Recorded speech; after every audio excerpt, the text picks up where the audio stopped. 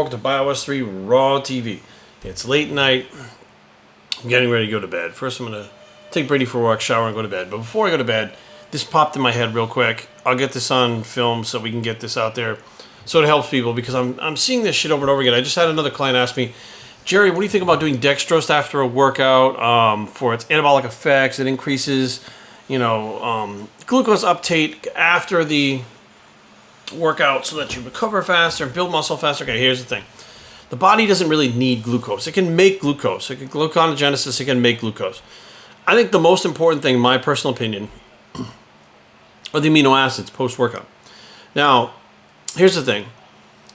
Glucose, let's look at it like this, okay? Let's put it like this, all right? So you have a house. You're building a house. You have workers. You have, building materials. You're going to build a house. So let's say the workers get there and they drink a bunch of coffee and they get a bunch of energy, right? Okay, that would be carbohydrates to your muscles, okay? Your muscles, let's say your muscles are the workers, or the gym is the workers. They're going to build the muscle, right?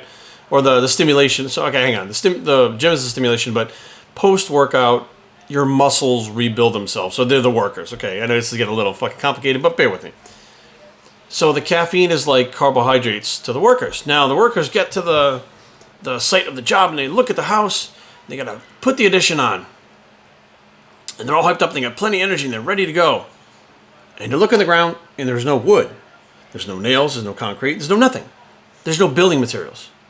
So now what they do is say, fuck, we need building materials. Those are amino acids. The amino acids are the building blocks of muscle tissue that you need to have. Now, essential and non-essential means that some amino acids you have to take in, and other amino acids you do not have to take in because the body can make them from other amino acids. Now, that being said, if you're building muscle, okay, carbohydrates spare muscle tissue. They also spare amino acids, spare protein. But if you don't have the amino acids in the protein, you can't build muscle. So therefore, what is the most important part of the muscle building process? Basic in general, protein, okay, period. Now, do I believe there's a post-workout anabolic window?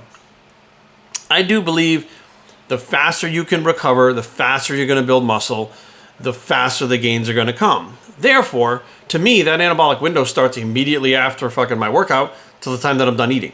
It's not like a specific time I have in my head that I read in a study that was proven over fucking, 20 people did this. It's more of, I want to get these nutrients in my body and macronutrients in my body as fast as possible so I can start rebuilding. Now, do they work faster because post-workout? I don't fucking know. But the bottom line is the fat. Like if you've ever seen me drink a protein shake, I don't just sit there and sip on it. Some people actually like to taste it and they sip on it. I will slam that fucker down extremely fast and not even breathe because I want those amino acids in my blood. I want them in my body. I want them doing what they're supposed to fucking do as fast as they can do it. I don't give a fuck what it tastes like.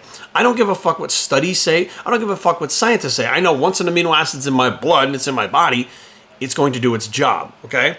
To do its job, it has to get in there.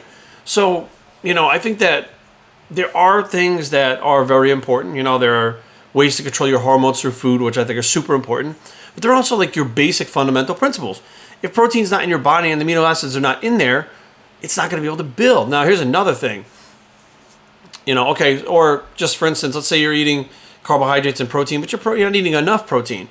It's like those workers going to the job, and they take the wood and they're putting the wood up there and they get halfway through and they run out. So they're trying to find like scrap pieces of wood. They're basically trying to get by with what they have. If you don't have enough protein, this is the way the body works. It doesn't have enough. It'll start tearing down other amino acids. For instance, if you give it a bunch of leucine and not the other two branched-chain amino acids, your body actually starts breaking down muscle tissue to get those other two aminos to be able to use the leucine properly. So you're technically deficient, and it is more complicated than you think it is, bio-wise. However, the basic take-home, just eat enough fucking protein. I don't care if it's fish, I don't care if it's beef, I don't care if it's fucking chicken, I don't fucking care. Now, some people like to talk about the amounts of protein. And this, this should be a whole nother video, but we'll put it in this one so it'll be a longer video, but fuck it. If you have, let's say you're eating 2,000 calories to maintain 160 pounds. Let's just throw these numbers out there, right? A lot of people are like, well, to gain weight, I add 500 calories. I'm at 2,500 calories to gain weight. Here's the thing. Until you've actually built the muscle tissue to support 500 calories, you don't need 500 calories. You get fatter. It takes so little to actually build muscle until you have the muscle. Once the muscle's built, then your body actually needs more macronutrients, aka calories, actually to sustain the new muscle mass. But you have to build the fucking muscle first. So this is how it works. You go in the gym, you stimulate the muscle, and you slowly raise up your protein a little bit.